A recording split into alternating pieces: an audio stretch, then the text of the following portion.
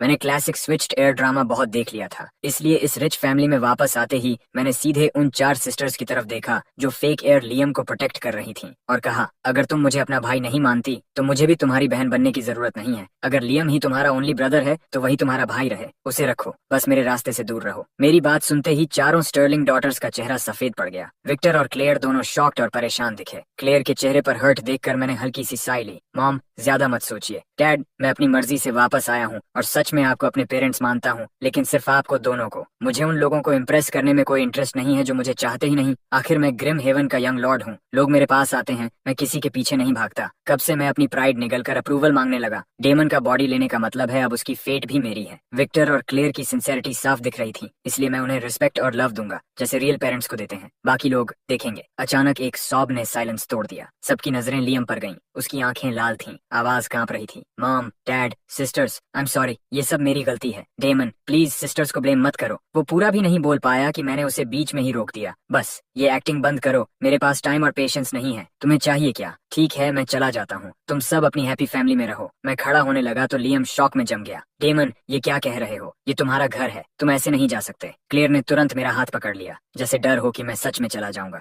ये हमेशा तुम्हारा घर रहेगा, जो तुम्हें सही लगे वही करो। यहाँ किसी की हिम्मत नहीं है तुम्हारे खिलाफ बोलने की। उसने अपनी डॉटर्स को घूरा। विक्टर ने भी वही हार्ड लुक दिया। सही कहा डेमन, ये तुम्हारा घर है, जिसे प्रॉब्लम है वो खुद जा सकता है। अब से तुम वही करोगे जो तुम्हें ठीक लगे। उनकी बातों से मैं सेटिस्फाई हुआ। कम से कम इन्हें पता है उनकी लॉयल्टी कहाँ होनी चाहिए। अगर ये अडॉप्टेड सन के लिए अपने रियल बेटे को इग्नोर करते तो मेरा एटीट्यूड उनके लिए बहुत कोल्ड होता। लियम अब शर्म, दुख और फ्रस्ट्रेशन में डूबा हुआ था। वो डिसअपियर होना चाहता था, लेकिन हिम्मत नहीं थी। अब वो स्टर्लिंग फैमिली का एयर नहीं रहा, बस एक चैरिटी केस था जो किसी और के घर में रह रहा है। यही थॉट उसे और तोड़ रहा था। क्लेयर ने सॉफ्टली कहा, लियम, रोना बंद करो, हमने पहले ही बात की है। डेमन अलग है, तुम अलग हो, कोई कॉन्फ्लिक्ट नहीं है, बस शांत रहो और घर में रहो। लियम फिर भी बोला, मुझे डेमन के साथ जो हुआ उसके लिए बहुत बुरा लग रहा है। मैंने खाना उठाते हुए कहा, हो गया, तुम्हें इतना बुरा लग रहा है, फिर भी तुम इस घर से जाने का नाम नहीं ले रहे। जब रहने का फैसला कर लिया है तो ये विक्टिम वाला एक्ट बंद करो, देखने में जेन्युइनली इरिटेटिंग है। और एक बात, मैं तुम्हारा भाई नहीं हूँ, अब से मुझे नाम से बुलाना। मुझे साफ दिख रहा था लियम क्या कर रहा है, विक्टिम बनकर सिंपैथी लेना। इतने लो लेवल टैक्टिक्स मेरे लायक भी नहीं है। करना है तो करे, लेकिन अगर ज्यादा ओवर एक्ट किया तो कॉन्सिक्वेंसेज खुद झेलेगा,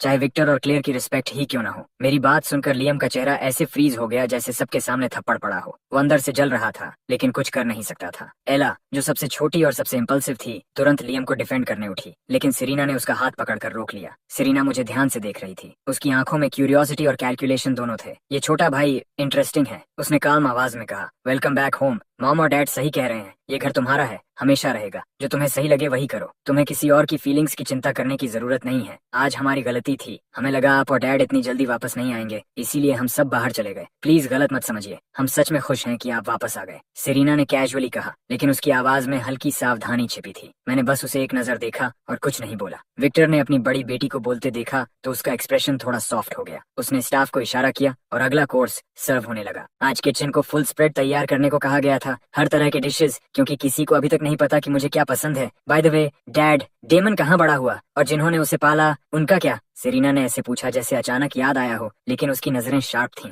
विक्टर का चेहरा हल्का बदलते ही उसे एहसास हो गया। डैड, आप चुप क्यों हैं? कुछ ऐसा है जो आप बताना नहीं चाहते? अब हम सब फैमिली हैं, डेमन से जुड़ी हर बात हम सबकी है। साफ था, ये डिनर अब शांति से खत्म नहीं होने वाला। मैंने नैपकिन से होंठ छूते हुए कामली कहा, जानना है तो मुझसे पूछो। सबकी नजरें मुझ पर टिक गईं। मुझे बचपन में एक ओल्ड टाओइस्ट मास्टर ने अपनाया था। मैं एक टूटे फूटे टेम्पल में बड़ा हुआ, पहाड़ के ऊपर, जहाँ मुश्किल से कोई आता था। हालत खराब थी, खाना तक मुश्किल से मिलता था। मैंने कभी प्रॉपर स्कूल नहीं देखा, मास्टर ने ही पढ़ना लिखना सिखाया। मैं शायद ही कभी पहाड़ से नीचे गया। 3 महीने पहले मास्टर की डेथ हो गई, उम्र की वजह से। उसके बाद मैं अकेला था, जब तक डैड मुझे ढूंढ कर यहाँ नहीं लाए। मैंने हल्का पॉज लिया, फिर जोड़ा, टेम्पल अब बंद है, कोई नहीं है उसे चलाने वाला, लेकिन अगर कभी वापस जाना चाहूँ तो जा सकता हूँ, खुद मैनेज कर लूंगा। मैंने अपना पूरा अतीत कुछ ही लाइंस में बता दिया, न शिकायत, न दर्द का दिखावा, न किस्मत को दोष। आवाज स्टेडी थी, जैसे ये सब बस एक साधारण कहानी हो, लेकिन विक्टर और क्लेयर के लिए ये साधारण नहीं था। उनकी आंखें भर आईं। चारों सिस्टर्स स्टंड थीं, इमोशंस का एक अजीब मिक्स। उन्हें अंदाजा भी नहीं था कि उनका असली भाई ऐसे बड़ा हुआ था। उसे तो स्टर्लिंग फैमिली का पैम्पर्ड एयर होना चाहिए था, सबका चहेता। एला तक को गिल्ट महसूस हुआ, उसे अपनी पहले की बिहेवियर गलत लगी। लियम के अंदर पैनिक दौड़ गया। उसे लगा मैं ये सब सिंपैथी पाने के लिए बोल रहा हूँ, कैलकुलेटेड और मैनिपुलेटिव। वो फिर से अपोलोजाइज करना चाहता था, लेकिन उसे याद आया मैंने कैसे उसे चुप कराया था। उसने खुद को रोका और स्ट्रेटेजी बदल ली। डेमन, अब जब तुम घर आ गए हो सब बेहतर होगा। तुम अभी एडजस्ट कर रहे हो, अगर कुछ समझ न आए तो मेरे पास आना, मैं हेल्प करूंगा, और अगर तुम चाहो तो मैं तुम्हें सिटी घुमा सकता हूँ, सब समझा दूंगा। मैंने सीधा जवाब दिया, ठीक है थैंक्स। उसकी चाल मुझे साफ दिख रही थी। क्लेयर ने मेरा हाथ कसकर पकड़ लिया, उसकी आंखों में दर्द था। मॉम मैं ठीक हूँ, मैंने सॉफ्टली कहा। मैं और मेरे मास्टर खुश थे।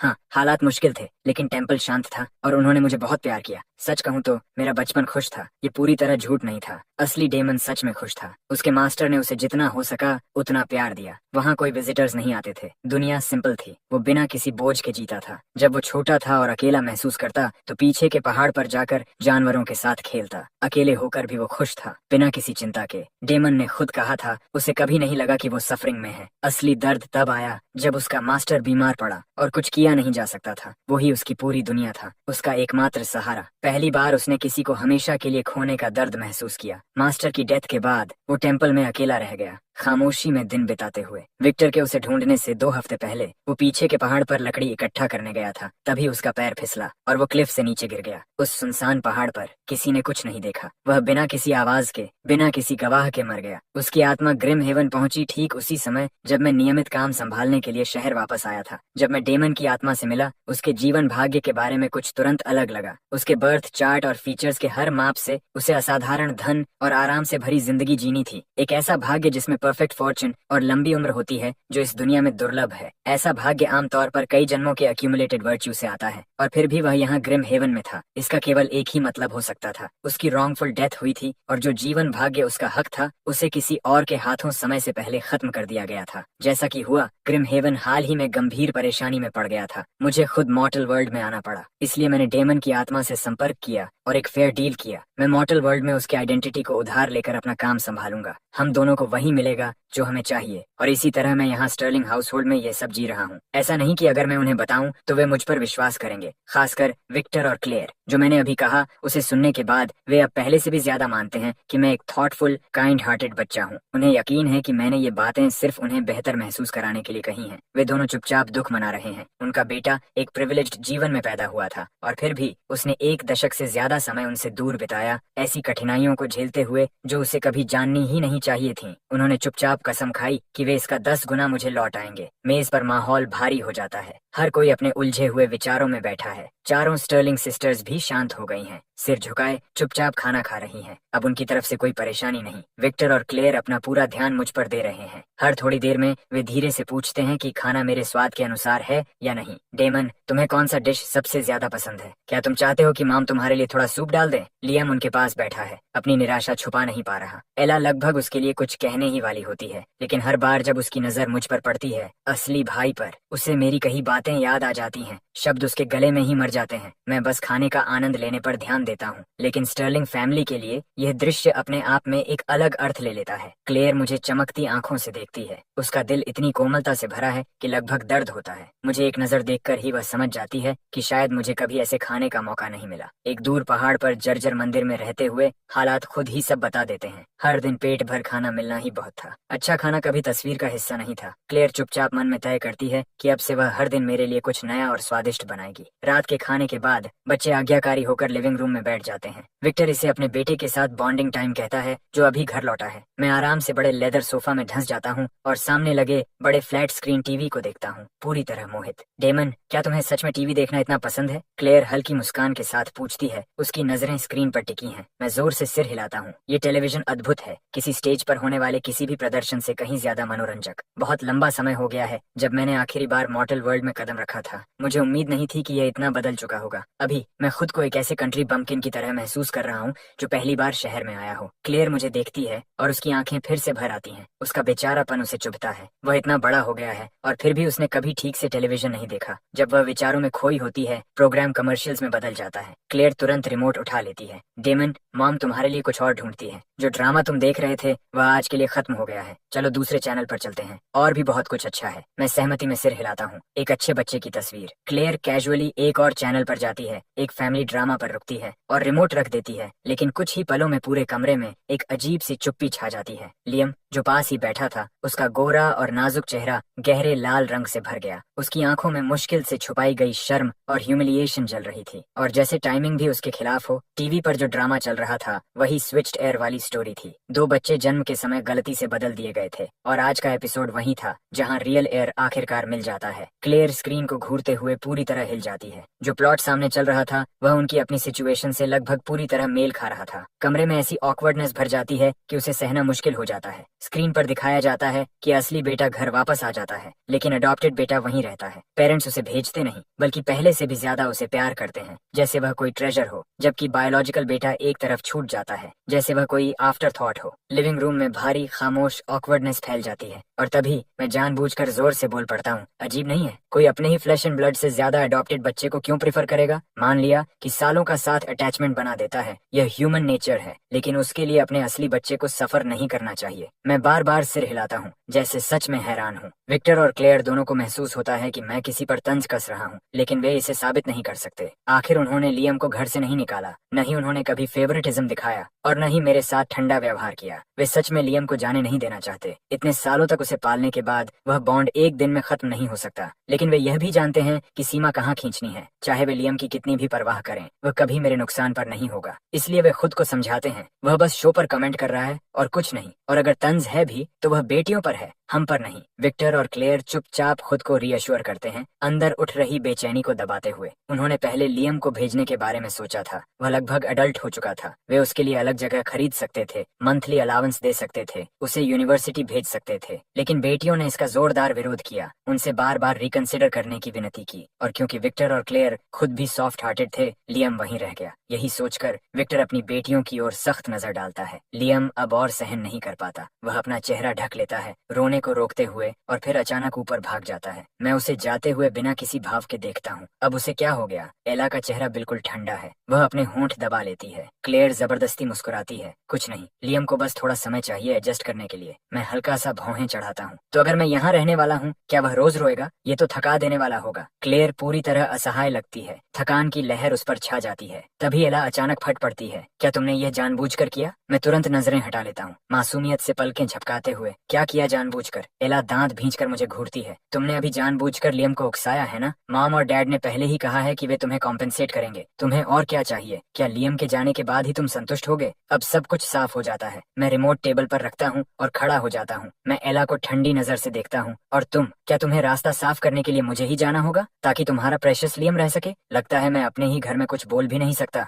बिना एक फेक एयर की फीलिंग्स की चिंता किए। ये कहकर मैं मुड़ता हूँ और चला जाता हूँ। लिविंग रूम में गहरा सन्नाटा छा जाता है। विक्टर तुरंत अपनी आवाज ऊंची करता है, मैं सबको चेतावनी दे रहा हूँ, अगर मैंने फिर किसी को डेमन के साथ ऐसा व्यवहार करते देखा तो मैं तुम सबको घर से बाहर निकाल दूंगा। उसका चेहरा बेहद सख्त हो जाता है। तुम सबको समझना होगा, डेमन तुम्हारा भाई है, तुम्हारा ब्लड ब्रदर, उसी माँ से जन्मा। इस पूरे स्विच्ड आइडेंटिटी मेस में वह लियम से कहीं ज्यादा पीड़ित है। तुम लियम के साथ बुरा होने की इतनी चिंता करते हो, क्या कभी सोचा है कि तुम्हारे अपने भाई ने इन सालों में कितना सहा है? स्टर्लिंग फैमिली को लियम का ख्याल रखने में कोई दिक्कत नहीं है, लेकिन उसे कभी भी डेमन से ऊपर नहीं रखा जाएगा। उसकी नजर एला पर टिक जाती है, चेहरा और भी गंभीर हो जाता है। मुझे पता है तुम और लियम हमेशा करीब रहे हो, इसीलिए तुम उसका बचाव करती हो, लेकिन यह साफ समझ लो, डेमन ने कुछ गलत नहीं किया और वह तुम में से किसी का भी कुछ नहीं देता। वह आखिरी बार सख्ती से कहता है, मैं यह बात सिर्फ एक बार कहूंगा, जो भी फिर से डेमन को चोट पहुंचाएगा उसे मुझसे जवाब देना होगा। एला के होंठ का कोना हल्का सा ट्विच करता है, वो बात साफ उसी पर टारगेटेड थी। डैड, डोंट वरी, हमें पता है कैसे बिहेव करना है। सेरीना आगे बढ़कर फिर से पूरे दिन की इवेंट्स एक्सप्लेन करती है। हमें लगा आप इतनी जल्दी वापस नहीं आएंगे, इसीलिए हमने लियम की कंपटीशन देखने जाने का डिसाइड किया। अगर हमें पता होता कि आप जल्दी घर आ जाओगे तो हम कभी नहीं जाते। लिली और ग्रेस दोनों सहमति में सिर हिलाती हैं। दोनों ट्विंस हैं। विक्टर और क्लेयर गहरे एक्सप्रेशंस के साथ ऊपर चले जाते हैं, चारों बहनों को लिविंग रूम में एक दूसरे को देखते हुए छोड़कर। सेरीना, तुम्हें नहीं लगता हमारा भाई थोड़ा? लिली रुकती है, सही शब्द ढूंढते हुए। डिफरेंट, उसकी पर्सनैलिटी सच में कुछ अलग ही है। सेरीना शाम के सीन को याद करती है और धीरे से सिर हिलाती है। वो हार मानने वालों में नहीं है और उसकी जुबान इतनी शार्प है कि किसी को भी काट दे, लेकिन मुझे नहीं लगता वो जानबूझकर ऐसा करता है। वो किसी को प्रोवोक करने के लिए नहीं करता, वो बस वही बोलता है जो उसके माइंड में होता है। नो फिल्टर, थोड़ा ज्यादा ही स्ट्रेट फॉरवर्ड, अपने ही नुकसान के लिए। फिर उसे आज रात लियम का बिहेवियर याद आता है और उसका माथा सिकुड़ जाता है। लियम बहुत ज्यादा सेंसिटिव है, अगर वो ऐसे ही चलता रहा और अपना माइंडसेट ठीक नहीं किया तो वो खुद को ही हर्ट करेगा। जैसे डैड ने कहा, चाहे हम उसके साथ कितना भी टाइम रहे हों, बॉन्ड कितना भी डीप हो, या हम उसे कितना भी फेवर करते हों, हम अपने ही भाई को उसके लिए सेकंड नहीं रख सकते। उसका ये माइंडसेट बदलना ही होगा। सेरेना एला की तरफ मुड़ती है। तुम लियम के सबसे करीब हो, एज में भी और बॉन्ड में भी। उससे बात करो, उससे ओवर थिंकिंग बंद करने में हेल्प करो। डेमन वापस आ गया है और ऑब्वियसली मॉम और डैड उस पर फोकस करेंगे। ये नेचुरल है, लेकिन इसका मतलब ये नहीं कि वो लियम से प्यार करना बंद कर देंगे। वो अभी भी उनका बेटा है। एला भले ही यंग और इम्पल्सिव हो, लेकिन वो बेवकूफ बिल्कुल नहीं है। वो पूरे कन्विक्शन के साथ सिर हिलाती है। I understand. और एक बात और, सेरेना का एक्सप्रेशन और भी फर्म हो जाता है। सबसे बड़ी बहन को आगे से डेमन के साथ अच्छे से बिहेव करना चाहिए। मुझे मजबूर मत करना कि मैं खुद तुमसे डील करूं। इतना कहकर सेरेना उठती है और अपने रूम की तरफ चली जाती है। लिली और ग्रेस एक दूसरे को देखते हैं और उसके पीछे चली जाती हैं। एला गुस्से से पूरी तरह भरी हुई है। ये क्या है? हमने सबने सेम काम किया, फिर ये सब मेरी ही गलती कैसे बन गई? मुझे नीचे क्या हो रहा है उससे कोई फर्क नहीं पड़ता। मैं अपने रूम में वापस जाता हूँ और पीछे से दरवाजा बंद कर देता हूँ। ये रूम विक्टर और क्लेयर ने बहुत ध्यान से तैयार किया था। सच में सोच समझकर डेकोरेट किया गया था। सब कुछ, डिजाइन, फर्निशिंग्स एक यंग आदमी के टेस्ट के हिसाब से है। शुक्र है कहीं भी पिंक नहीं है। अगर रूम पिंक होता तो मैं पूरी रात सो नहीं पाता। जैसे ही मैं अंदर कदम रखता हूँ, मुझे हवा में कुछ अजीब सा महसूस होता है। मैं एक हाथ उठाकर पूरे रूम के चारों तरफ वार्निंग सील बना देता हूँ। किसी को कुछ अनयूजुअल नोटिस करने की जरूरत नहीं है। तभी अचानक हवा में से एक काले रोब और मास्क पहने आदमी रूम में मटेरियलाइज हो जाता है। वो मेरी तरफ बढ़ता है और एक घुटने पर बैठ जाता है। योर हाइनेस, मैं उसे देखता हूँ, भौहें सिकोड़ते हुए। तुम यहाँ क्या कर रहे हो? जैसे ही मैं पूछता हूँ, एक बुरा एहसास अंदर बैठ जाता है। और सच में सॉवरेन ने मुझे मैसेज देने के लिए भेजा है। वो ग्रिम हेवन वापस आ गई हैं। क्या वो 6th हॉल में नहीं थी? कितना टाइम हो गया था जब वो आखिरी बार ग्रिम हेवन आई थी। मैं अभी बेरली मॉर्टल वर्ल्ड में आया हूँ और वो पहले ही वापस आ गई। मैं सोच रहा था कि सिस्टर एलर अभी भी दूर होंगी जब मैं क्वाइटली निकल जाऊंगा, लेकिन फेट ने कुछ और ही प्लान कर रखा था। मैं मुश्किल से बाहर निकला ही था कि वो तुरंत वापस आ गई। उनकी वार्निंग्स की याद मेरे दिमाग में फ्लैश होती है और मेरी आंखों में गिल्ट की एक झलक आती है। उन्होंने मुझे बार बार कहा था, बिना परमिशन मॉर्टल वर्ल्ड में मत आना और सिटी से जुड़ा कोई भी मैटर पहले उनसे डिस्कस करना। लेकिन मैं डेमन सोल से टकरा गया और टाइमिंग परफेक्ट लगी। इसलिए मैंने डिसाइड किया कि जब वो दूर हैं तब सब कुछ सेटल कर लूं। अलार के टेम्परामेंट को जानते हुए मुझे लगभग पक्का है कि मुझे डांट पड़ेगी। Your highness, sovereign Grim Haven लौट आई हैं। जब उन्हें पता चला कि आप बिना ऑथराइजेशन के मॉर्टल वर्ल्ड आए हैं तो वो बहुत गुस्सा हुई और मुझे उनका मैसेज देने के लिए भेजा। वो खड़ा होता है और मैसेज प्रेजेंट करने का जेस्चर करता है। हवा में हल्की सी रोशनी चमकती है और कहीं से एक एनवलप प्रकट होता है। फिर वो एनवलप धीरे धीरे गायब हो जाता है और हवा में एक लाइन साफ दिखाई देती है, हल्की सी चमकते हुए, फिर धीरे धीरे पूरी तरह मिट जाती है। वो पल छोटा था, लेकिन मैंने हर शब्द साफ सुन लिया। उसमें लिखा था, आई विल अराइव सून। ठीक है, ये प्रॉब्लम है। ऑल का मॉर्टल वर्ल्ड में आना ये अच्छा नहीं हो सकता। मास्क पहने एनवॉय की आवाज पूरी तरह फ्लैट रहती है। योर हाइनेस, कोई भी सॉवरेन के डिसीजंस को ओवरटर्न नहीं करता। दूसरे शब्दों में, सपने देखना बंद करो और तैयारी शुरू करो। मैं चुप हो जाता हूँ। वो आदमी उतनी ही तेजी से गायब हो जाता है जितनी तेजी से आया था। मैं ऐसे बैठ जाता हूँ जैसे पंक्चर्ड बलून, सारी एनर्जी मुझसे निकलती हुई। अगर वो आ रही है तो एग्जैक्टली कैसे आएगी? अगर वो सॉवरेन के रूप में आती है तो वो ज्यादा देर रुक नहीं पाएगी। ये सोच एक छोटी सी उम्मीद फिर जगा देती है। जहाँ तक बाद में मुझसे हिसाब बराबर करने की बात है, मैंने ये ग्रिम हेवन के लिए ही किया है। आखिर वो इसे ध्यान में रखेगी और शायद मुझ पर थोड़ी नरमी दिखाएगी। अगली सुबह जब स्टर्लिंग फैमिली नीचे आती है तो वो मुझे लिविंग रूम में टीवी देखते हुए पाती है। उन सबके कदम वहीं रुक जाते हैं और वो हैरानी से पलकें झपकाते हैं। वो दीवार पर लगी घड़ी की तरफ देखते हैं। पूरे ग्रुप पर सन्नाटा छा जाता है। अभी मुश्किल से सुबह के 6000 बजे हैं। मेरे पीछे की आवाज मुझे मेरे ट्रांस से बाहर खींचती है। मैं मुड़कर उन्हें देखता हूँ। गुड मॉर्निंग मैं कैजुअली कहता हूँ, फिर तुरंत स्क्रीन की तरफ वापस मुड़ जाता हूँ। इतना एब्जॉर्ब्ड कि लगता है जैसे एक सेकंड भी वेस्ट करना मुझे मंजूर नहीं। क्लेयर खुद को संभालती है और सीधे मेरे पास आकर बैठ जाती है। वो स्क्रीन की तरफ देखती है। Morning news. डेमन, तुम्हें सच में टीवी देखना बहुत पसंद है। क्यों ना मॉम तुम्हारे रूम में भी एक टीवी लगवा दे ताकि तुम वहाँ भी देख सको। क्लेयर बस मुझे वो सब देना चाहती है जो मैं चाहूँ, बिना कोई सवाल किए। मेरी आंखें तुरंत चमक उठती हैं। मैं अभी सिर हिलाने ही वाला होता हूँ कि तभी सीढ़ियों से उतरती सेरेना बोल पड़ती है, मॉम ये अच्छा आइडिया नहीं है। अगर डेमन के रूम में टीवी लगा दिया तो वो पूरी रात उसे देखता रहेगा। वो अभी ग्रो कर रहा है। ये बात क्लेयर को तुरंत रियलिटी में वापस ले आती है। तुम सही कह रही हो। डेमन जिस तरह टीवी में खो जाता है, अगर उसके रूम में टीवी हुआ तो वो पूरी रात देखेगा। ये पॉसिबल नहीं है। वो तुरंत अपना फैसला बदल देती है। डेमन,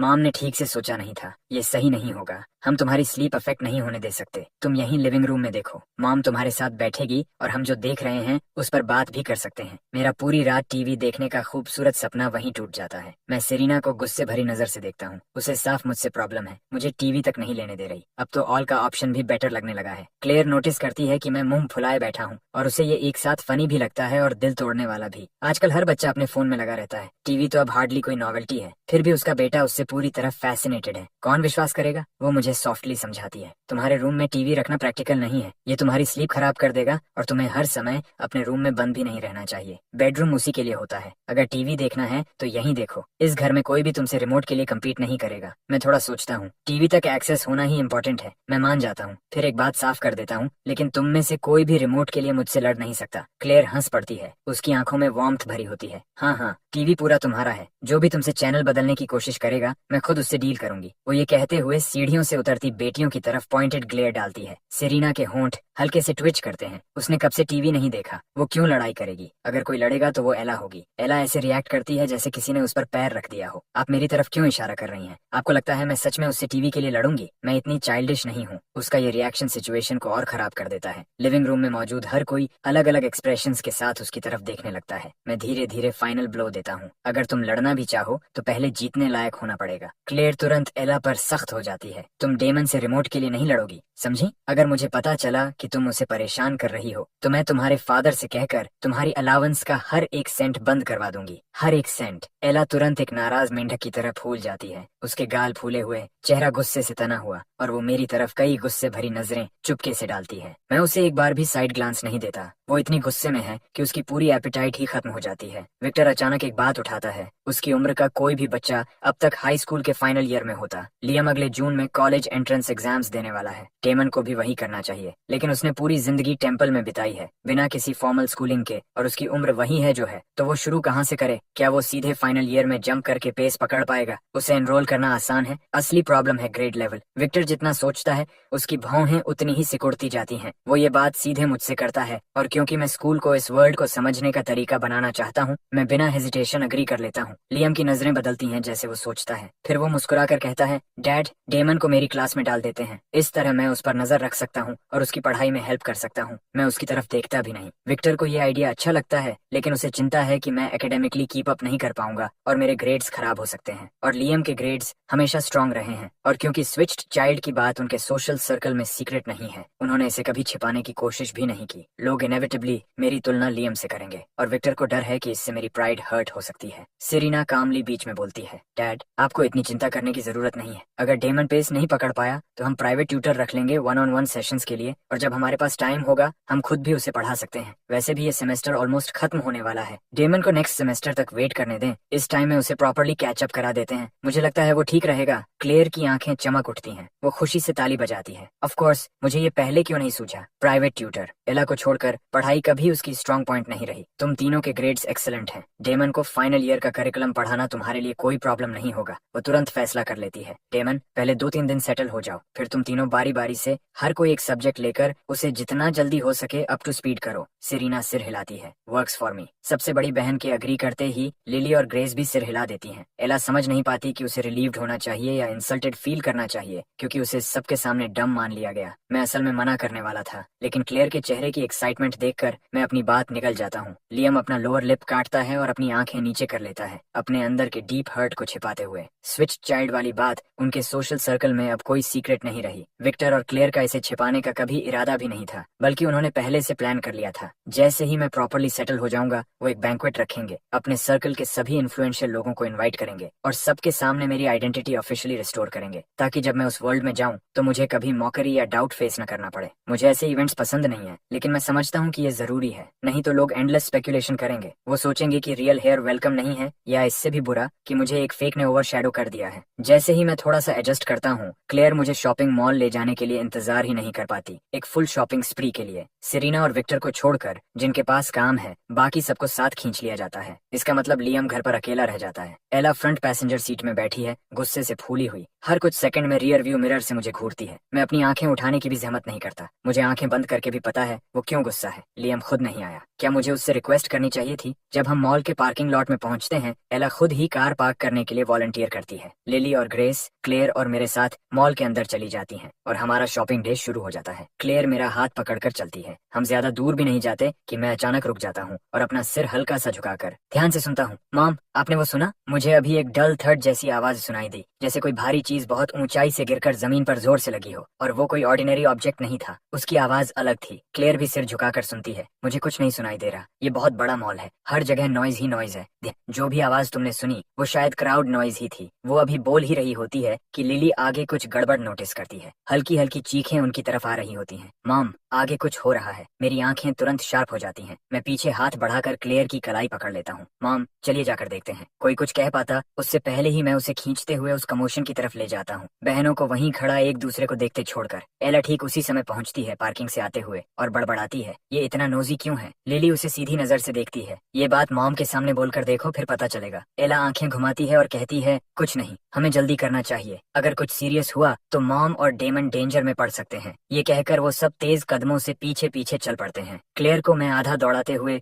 उस भीड़ तक ले आता हूँ जो वहाँ जमा है, और मैं लोगों को धक्का देकर रास्ता बनाता हूँ। वो मुझे देखकर हल्का सा मुस्कुराती है। किसने सोचा था, डेमन हमेशा इतना डिटैच लगता है और यहाँ वो इतना ईगर है देखने के लिए क्या हो रहा है। इससे वो और भी एंडियरिंग लगने लगता है। लेकिन जैसे ही क्लेयर सामने का सीन देखती है उसका चेहरा सफेद पड़ जाता है। वो एक तेज चीख निकालती है और इंस्टिंक्टिवली मेरे सामने आकर खड़ी हो जाती है। उसे लगता है ये काफी नहीं है तो वो तुरंत मुड़कर अपने हाथों से मेरी आंखें ढक देती है, हमारे सामने का वो हॉरिफाइंग सीन छुपाते हुए। उसने सोचा भी नहीं था कि वो इतनी सीरियस सिचुएशन के बीच में आ जाएगी। मैं तो बस देखना चाहता था क्या हो रहा है। वो मेरी आंखें क्यों ढक रही है? मैं अंडरवर्ल्ड से हूँ। मैं एक नजर में बता सकता हूँ कोई कैसे मरा। अगर डेथ रॉन्गफुल हो तो उसकी सोल ग्रिम हेवन जाती है और वो मेरी रिस्पॉन्सिबिलिटी बन जाती है, और ग्रिम हेवन पहले से ही ऑलमोस्ट कैपेसिटी पर है। मॉम, मैं बच्चा नहीं हूँ, मुझे डर नहीं लगता। मैं धीरे से उसके हाथ अपनी आंखों से हटाता हूँ और पूरी काम आवाज में कहता हूँ। क्लेयर मुझे एक परेशान नजर से देखती है। क्या मतलब, तुम बच्चा नहीं हो? तुम्हारा बर्थडे तक नहीं आया अभी। क्या अजीब सिचुएशन है, एक सेंचुरीज ओल्ड स्पिरिट और अब मुझे बच्चे की तरह ट्रीट किया जा रहा है। लिली भी आकर मेरे सामने खड़ी हो जाती है। मैं माथे पर हाथ रखकर क्वाइटली रेजिग्नेशन में खड़ा रहता हूँ। मॉल सिक्योरिटी तुरंत एक्शन में आ जाती है। पुलिस और एम्बुलेंस को बुलाया जाता है और भीड़ को पीछे धकेला जाता है। क्लेयर मुझे मेरी क्यूरियोसिटी सेटिस्फाई करने नहीं देती। वो हमें पकड़कर वहाँ से दूर ले जाती है। जो हुआ उससे वो हिल गई है और डिसाइड करती है कि आज के लिए शॉपिंग काफी हो गई। वो बस घर जाना चाहती है और किसी और दिन वापस आएंगे। इतना ग्रिम सीन पूरे आउटिंग पर शैडो डाल देता है। मैं उसे रोकता हूँ। मॉम, आप लोग कार तक जाइए, मैं कॉरिडोर में थोड़ा फ्रेश एयर ले लूंगा। क्लेयर मेरे साथ आना चाहती है। मैं साफ मना कर देता हूँ फर्मली,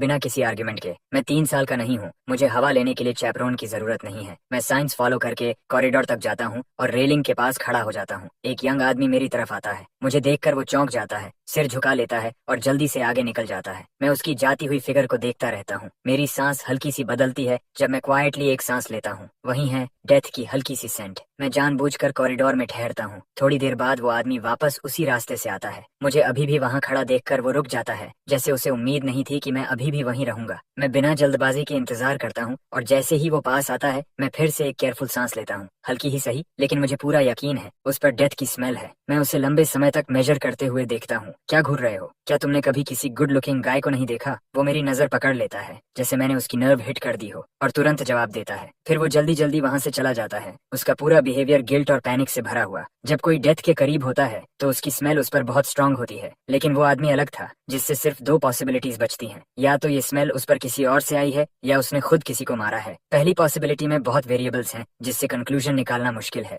दूसरी काफी स्ट्रेट फॉरवर्ड है। मेरा दिमाग उस यंग वुमन की तरफ चला जाता है जो अभी अपर फ्लोर से गिरी थी। मैं यहाँ काफी देर से खड़ा हूँ। मैं बिना किसी परवाह के अपने हाथ झाड़ता हूँ और मुड़कर चला जाता हूँ। क्लेयर कार में बेचैन बैठी रही है। जो उसने पहले देखा उससे अभी तक हिली हुई है। उसके अंदर एक अजीब सी बेचैनी बनी रहती है। उसे डर लग रहा है कि जिस बेटे को उसने अभी अभी वापस पाया है कहीं उसे कुछ हो ना जाए। जब हम सेफली घर पहुंचते हैं तभी जाकर उसके सीने से वो भारीपन थोड़ा कम होता है। वो मॉल वाली इंसिडेंट को पीछे धकेल देती है और खरीदी हुई चीजों को अरेंज करने में लग जाती है। दूसरी तरफ मैं दरवाजे से अंदर आते ही सीधे सोफा पर गिर जाता हूँ, टीवी ऑन करता हूँ और वहीं से शुरू कर देता हूँ जहाँ छोड़ा था। अब तो पूरी तरह टीवी एडिक्ट बन चुका हूँ। लिली और ग्रेस अपने रूम्स में पढ़ाई करने चली जाती हैं। दोनों टॉप स्टूडेंट्स हैं और अगले साल 4th ईयर में जाएंगी। उनका एकेडमिक लोड बहुत भारी हो चुका है। एला ही एक है जिसके पास करने को कुछ नहीं है। वो बिना किसी ग्रेस के सोफा पर गिरती है, ऊपर की तरफ देखती है जहाँ क्लेयर बिजी है। वो खुद को रोक नहीं पाती। कंट्री बम्पकिन, टीवी में ऐसा क्या खास है? दुनिया देखी ही नहीं। मेरी आंखें स्क्रीन पर ही टिकी रहती हैं। मैं उसकी बात सुनता हूँ और सिर हिला देता हूँ, बिना जरा भी शर्म के मान लेता हूँ। हाँ, जंगल के बीच एक माउंटेन टेम्पल में बड़ा हुआ हूँ। ऑब्वियसली मैंने दुनिया नहीं देखी। मैं ग्रिम हेवन का यंग लॉर्ड हूँ। जब से अलारा ने पूरे शहर के काम मेरे ऊपर डाल दिए, मैं लगातार बिजी रहा हूँ। मॉर्टल वर्ल्ड की छोटी छोटी चीजों पर ध्यान देने का टाइम ही नहीं था। मुझे बस बेसिक चीजें पता हैं, उससे ज्यादा नहीं। लेकिन अब जब मैं डेमन बनकर रह रहा हूँ, मुझे इस वर्ल्ड को जल्दी से जल्दी समझना होगा, और टीवी देखना इसका सबसे फास्ट तरीका है। पूरी दुनिया की खबरें सीधे सोफा पर मिल जाती हैं, एफिशिएंट और एफर्टलेस। एला मेरे जवाब से लगभग घुट जाती है। तुम ये जानबूझकर कर रहे हो, है ना? अपना पास्ट जानबूझकर ला रहे हो ताकि हमें गिल्टी फील कराओ, ताकि लगे कि हम तुम पर कुछ ओ करते हैं और इस घर में तुम्हारी पोजीशन अनटचेबल हो जाए। वो बोलती ही जाती है। मैं उसे एक ऐसा कंटेम्प्ट भरा लुक देता हूँ जैसा किसी पूरी तरह बेवकूफ इंसान को दिया जाता है। मेरी नजर के कोने से मुझे दिखता है कोई नीचे आ रहा है। बिना एक पल रुके मैं जोर से बोलता हूँ, मॉम, एला फिर से मुझसे मीन हो रही है। उसने मुझे कंट्री बम्पकिन कहा और बोली कि मैं जानबूझकर आपको गिल्टी फील कराने की कोशिश कर रहा हूँ ताकि आप मुझे कुछ वो करें। वो साफ मुझे पसंद नहीं करती। क्या वो मुझे मेरे ही घर से निकालना चाहती है? एला की आंखें फैल जाती हैं। वो गुस्से से लगभग फटने वाली होती है। उसके कुछ करने से पहले ही क्लेयर उसका कान पकड़कर खींच लेती है। मॉम, काम डाउन, उसकी बात मत सुनिए, मैंने ऐसा कुछ नहीं कहा। एला दर्द से कराहती है,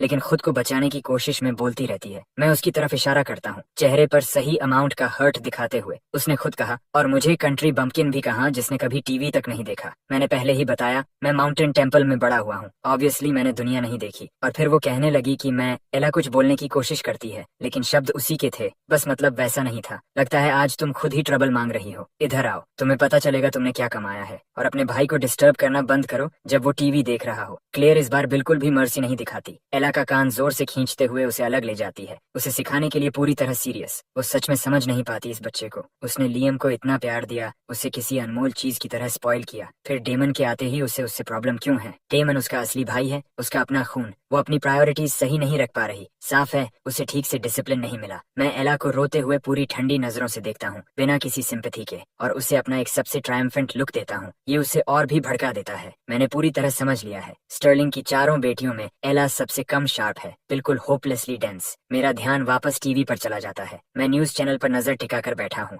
जैसे किसी स्पेसिफिक चीज का इंतजार कर रहा हूँ। और जैसा सोचा था, लोकल न्यूज वही दिखाती है। आज सुबह लगभग 11 बजे सिटी सेंटर के फोर सीजन्स मॉल में एक फॉल इंसिडेंट हुआ। एक यंग वुमन को गंभीर चोटें आईं और इमरजेंसी ट्रीटमेंट के बावजूद उसकी मौत हो गई। इस फॉल के सर्कमस्टेंसेस अभी भी इन्वेस्टिगेशन में हैं। तो वो सच में मर चुकी है। मैं हल्का सा अपनी आंखें संकुचित करता हूँ और मेरा दिमाग फिर उस आदमी की तरफ चला जाता है जिससे मैं कॉरिडोर में मिला था। वो साफ तौर पर पैनिक्ड और गिल्टी था, और उसके ऊपर डेथ की स्मेल थी। क्या वो आदमी उससे जुड़ा हो सकता है? क्या वो फॉल एक सुसाइड था, या उससे भी कुछ ज्यादा बुरा? मैं अभी तुरंत वहां जाकर देखना चाहता हूँ कि वो नेचुरल डेथ थी या रॉन्गफुल डेथ। लेकिन मैं अभी अभी स्टर्लिंग फैमिली में वापस आया हूँ। मुझे इस शहर के बारे में कुछ पता नहीं है, और अकेले निकलना लगभग इम्पॉसिबल होगा। ये सोचकर मैं फिलहाल उस विचार को दबा देता हूँ। न्यूज खत्म होने के बाद मैं क्लेयर के पास जाता हूँ और कुछ ऐसा बोलता हूँ जो एक काइंड वर्ड जैसा लगे। मॉम, आप उसे छोड़ सकती हैं। ऑनेस्टली उसने जो कहा वो पूरी तरह गलत नहीं था। मैं अपनी बात पूरी भी नहीं कर पाता कि एला अपने अंदर भरे हुए गुस्से के साथ फट पड़ती है। अच्छा बनने की एक्टिंग मत करो।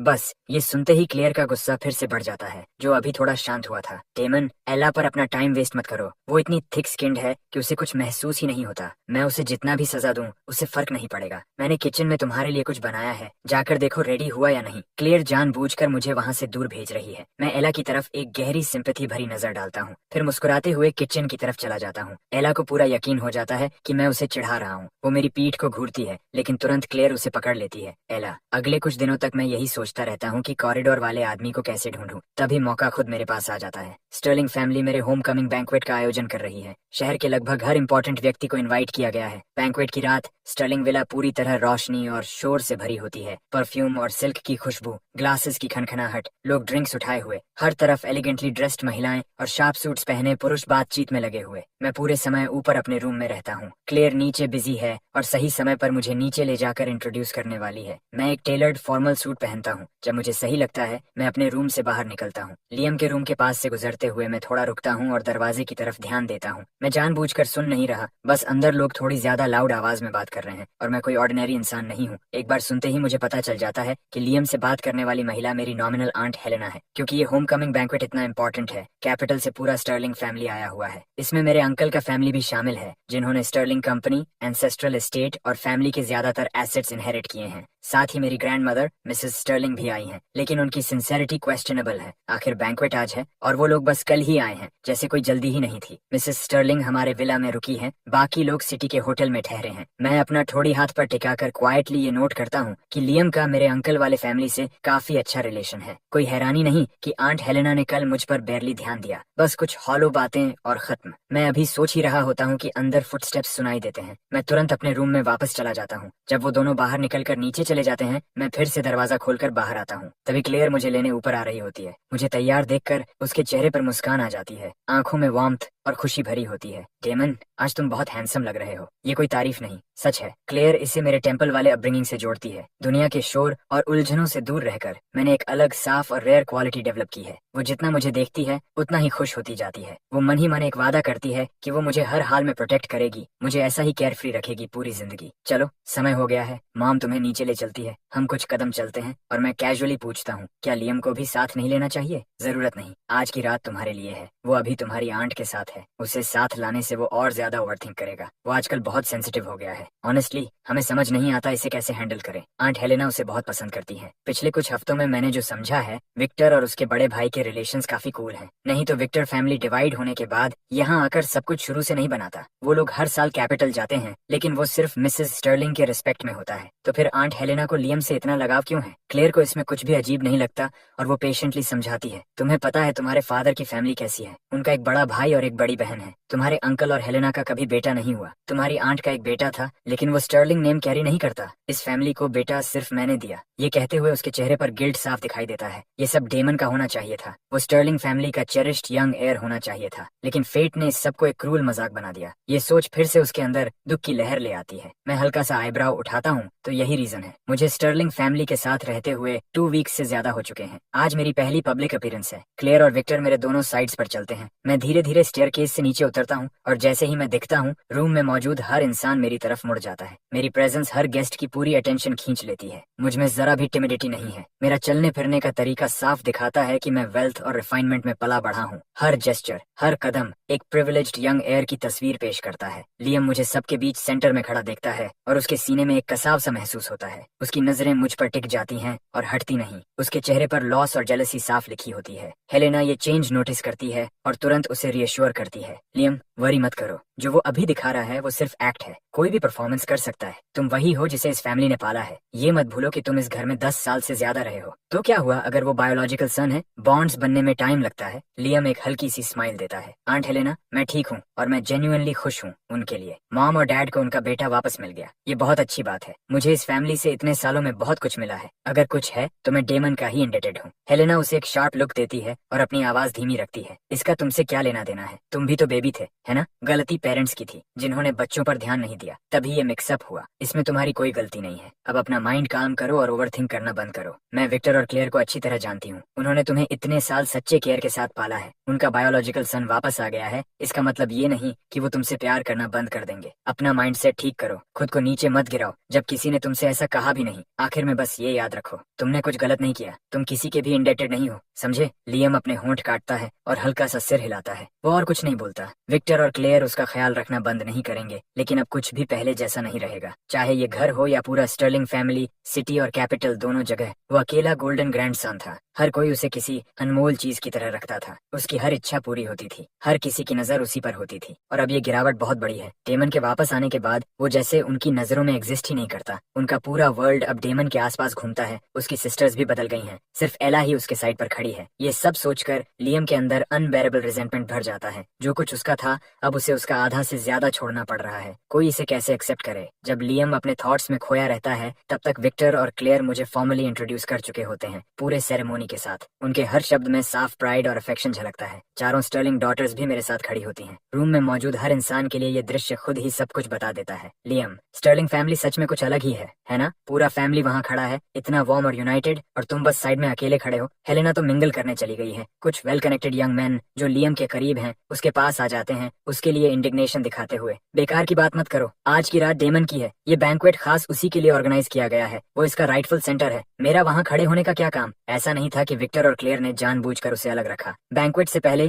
क्लेयर ने खुद लियम को उनके साथ खड़े होने के लिए कहा था, लेकिन लियम ने साफ मना कर दिया। उसने इंसिस्ट किया कि डेमन असली एयर है और ये बैंक्वेट उसी के लिए है, इसलिए उसका वहाँ खड़े होने का कोई हक नहीं। उसकी बात बिल्कुल रीजनेबल थी। क्लेयर ने सोचा और समझा कि शायद ये लियम के लिए भी सही नहीं होगा। वहाँ खड़े होने से कंपैरिजंस होते और उसकी पोजीशन और ऑकवर्ड हो जाती, इसलिए बात वहीं खत्म हो गई। लेकिन भले ही उसने खुद मना किया हो, लियम फिर भी अंदर से स्लाइटेड महसूस करता है। उसने सही बातें कही, लेकिन उसकी आवाज में छुपा लॉस साफ सुनाई देता है, जिससे उसके दोस्त और भी ज्यादा रिएक्ट करने लगते हैं। लियम, मान लिया डेमन असली एयर है, लेकिन तुम इस फैमिली के साथ 10 साल से ज्यादा रहे हो। ऐसा नहीं हो सकता कि उसके आते ही तुम्हें साइड कर दिया जाए। स्टर्लिंग फैमिली एक और को सपोर्ट कर सकती है, और अगर फर्स्ट कम फर्स्ट सर्व्ड की बात करें तो वही लेट आया है। ये चीज ऐसी नहीं है जिसमें फर्स्ट कम फर्स्ट सर्व्ड लागू हो। वो मॉम और डैड का बायोलॉजिकल सन है। उसने इतने साल माउंटेन टेम्पल में सफर किया, जबकि मैं यहाँ आराम में रहा। नेचुरली उसे ग्रीवेंसेस होंगी, मैं सब समझता हूँ, और मैं उससे कुछ भी होल्ड नहीं करता। लियम खुद को बहुत मैग्नेनिमस दिखाता है। उसके पास खड़ा दोस्त कंटेम्प्ट से मुस्कुराता है। कोई जो माउंटेन टेम्पल में बड़ा हुआ हो, शायद उसने टीवी तक नहीं देखा होगा। यकीन करना मुश्किल है कि ऐसे लोग आज भी एग्जिस्ट करते हैं। तुम्हारे और उस कंट्री बम्पकिन के बीच आधा दिमाग रखने वाला भी जानता है कौन ज्यादा डिजर्व करता है। बिल्कुल, तुम्हें स्टर्लिंग फैमिली के मनी और इन्फ्लुएंस ने शेप किया है। एक असली यंग मास्टर जो पूरी तरह ग्रूम हुआ है, वो तुम्हारी बराबरी कैसे कर सकता है? अगर तुम्हारे पेरेंट्स प्रायोरिटीज नहीं समझ पाए तो बाद में रिग्रेट करेंगे। बस वेट करो, वो कंट्री बम्पकिन स्टर्लिंग फैमिली को एम्बेरस करेगा और हाई सोसाइटी का लाफिंग स्टॉक बना देगा। लियम, तुम इतने सॉफ्ट नहीं रह सकते। जितना तुम पीछे हटोगे उतना आसान टारगेट बनोगे। जो तुम्हारा है उसके लिए फाइट करो। लियम सिर हिलाता है। हाँ हाँ, मुझे पता है। मेरे लिए वरी मत करो। घर में कोई मुझे परेशान नहीं कर रहा। एला अभी भी मेरे साथ पहले जैसा ही बिहेव करती है। उसके शब्द ऊपर से कंफर्टिंग लगते हैं, लेकिन अंदर से वो सिचुएशन को स्टर करने के लिए बोले गए हैं, खासकर एला को हाईलाइट करके कि वही है जो अभी भी उसके साथ वैसा ही बिहेव करती है। वो इनडायरेक्टली ये इम्प्लाई कर रहा है कि बाकी तीनों सिस्टर्स उससे दूर हो चुकी हैं। अब जब असली भाई वापस आ गया है तो अडॉप्टेड वाले को साइड कर दिया गया है। लियम जानता है कब रुकना है और बात वहीं छोड़ देता है। उसका असल में किसी को हार्म करने का इरादा नहीं है। बस अभी मुझे सबके अटेंशन के सेंटर में देखकर उसे डर लगने लगा है कि मैं बहुत जल्दी इस सर्कल में फिट हो जाऊंगा और उसका पूरा स्पॉटलाइट ले लूंगा। इसलिए वो पहले अपने दोस्तों के बीच थोड़े डाउट के बीज बो देता है। बात फैलती है। उसे पता है कि शायद इससे सब कुछ नहीं बदलेगा, लेकिन कुछ तो असर होगा, है ना? जब वो लोग बात कर ही रहे होते हैं, तभी उनकी नजर उस शाम के अनडिस्प्यूटेड स्टार पर पड़ती है।